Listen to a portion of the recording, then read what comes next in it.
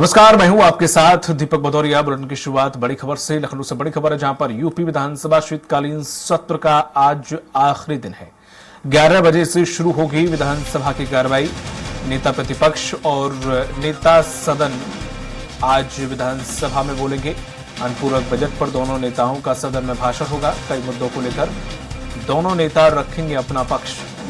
कई अध्यादेश और विधेयक भी सत्ता पक्ष पास कराएगा। सत्र का अंतिम दिन हंगामेदार रहने के आसार हैं। अब विपक्ष कर सकता है सदन का समय बढ़ाने की मांग।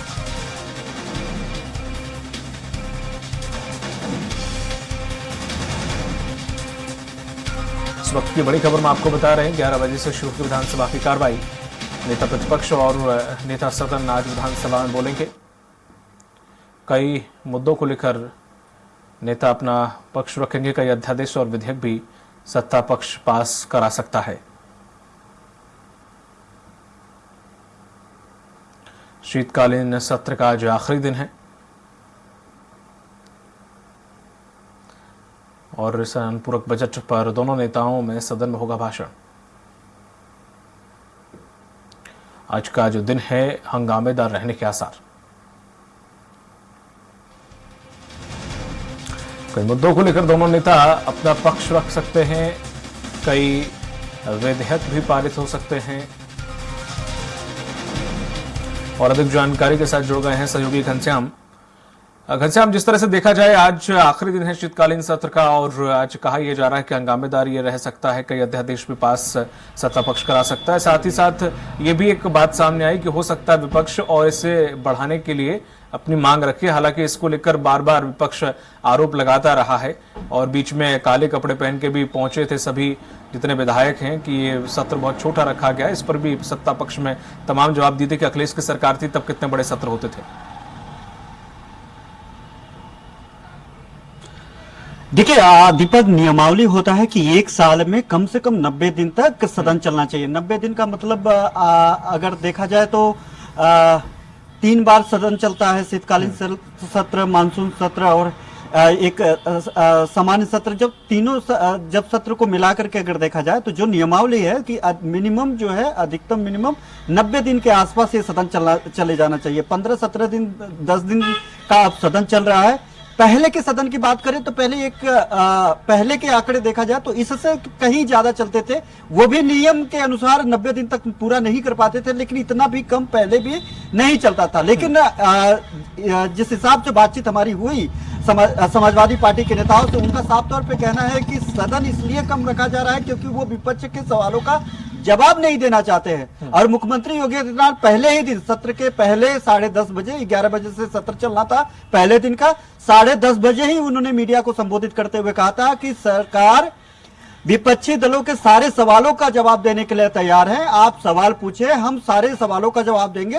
एक हेल्दी जो है, एक परंपरागत जो एक स्वस्थ परंपरागत व्यवस्था के तहत जितने भी सवाल होंगे उतने जवाब आपको सरकार की तरफ से मिल जाएगा। उसके बावजूद पहले दिन का अगर हम लोगों ने अगर देखा जाए विधानसभा सत्र, तो काले कपड़े में समाजवादी पार्टी के जो विधायक थे वो वहां पे पहुंचे थे। हालांकि पहले दिन गोपाल टंडन के निधन पे शोक प्रस्ताव लाया गया। उसके अलावा 9 अन्य जो सदस्य थे उनको श्रद्धांजलि दी गई और वहीं पे पहले दिन की जो सदन था वो उसको स्थगित कर दिया गया। दूसरे दिन के सदन में पटल पे अनुपूरक बजट पेश किया गया। 26,780 करोड़ रुपए का जो बजट सदन में पेश किया गया। और उसके बाद जो है कल की बात किया जाए तो कल उस पर परिचर्चा हुई।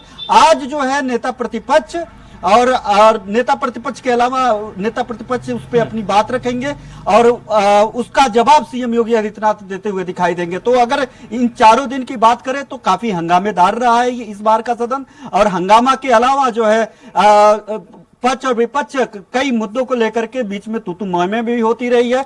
सबसे बड़ी बात है डेंगू को लेकर के जो है समाजवादी पार्टी के जो विधायक लालजी वर्मा ने मुद्दे को रखा था। और डेंगू के अलावा डेंगू और कैंसर जैसे बीमारियों को लेकर के अखिलेश यादव घेरते हुए दिखाई दिए।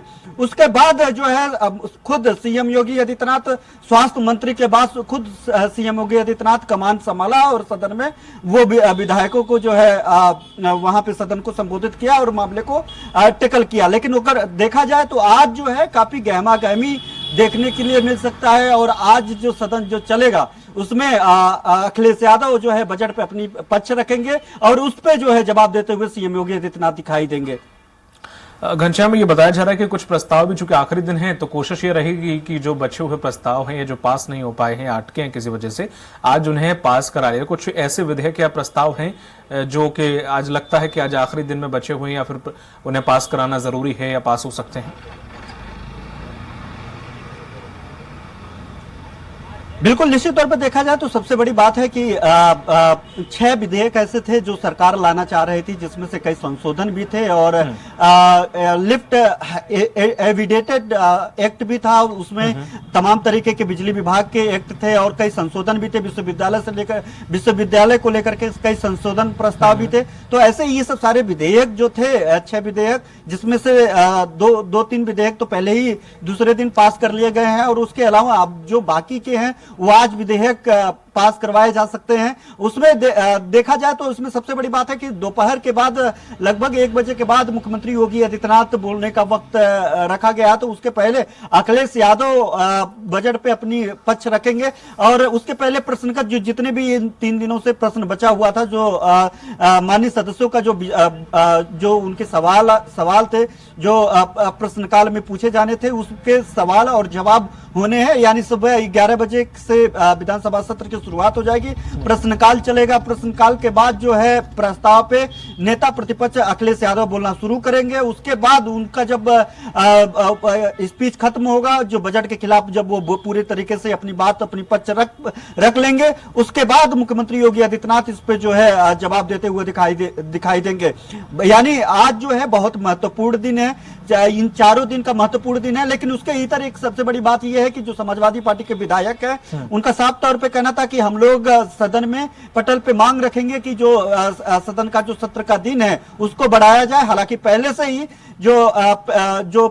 ही इसको लेकर के जो प्रदर्शन भी चला, जो विपक्षी दल थे इसको लेकर के सवाल भी घेरे, सवाल को लेकर के सरकार को घेरे। लेकिन अगर इसमें देखा जाए तो सरकार की तरफ से बार बार बयान आते रहे कि जितना दिन का काम रहेगा उतने दिन तक ही सत्र चलेगा, अनुपूरक बजट है। तो ऐसे में अनुपूरक बजट के अलावा जितने भी सवाल हैं उनके जवाब सरकार दे रही है। तो ऐसे में जो इसका दिन सत्र का दिन बढ़ाने की बात है वो कहीं से भी संभव नहीं होता हुआ दिखाई दे रहा है। लेकिन इसके बावजूद जो है इसके इतर समाजवादी पार्टी के जो विधायक है इसको बढ़ाने की मांग करेंगे। अब देखने वाली बात होगी कि क्या कुछ निर्णय होगा, लेकिन संभव नहीं लग रहा है कि इसका दिन बढ़ाया जाए, क्योंकि जो प्रश्नकाल है, जितने भी सवाल है, जितनी भी प्रक्रिया है सदन चलाने को लेकर के सारे प्रक्रियाओं को पूरा कर लिया गया और अंतिम चरण में। तो ऐसे में आज मुख्यमंत्री योगी आदित्यनाथ भी बोलेंगे, नेता प्रतिपक्ष अखिलेश यादव भी बोलेंगे, एक दूसरे से सवाल जवाब होगा उत्तर प्रदेश को लेकर के। सबसे बड़ी बात है कि अनुपूरक बजट पे बात होगी और अनुपूरक बजट पे विपक्षी जो दल थे दीपक, उन्होंने साफ तौर पे पहले से ही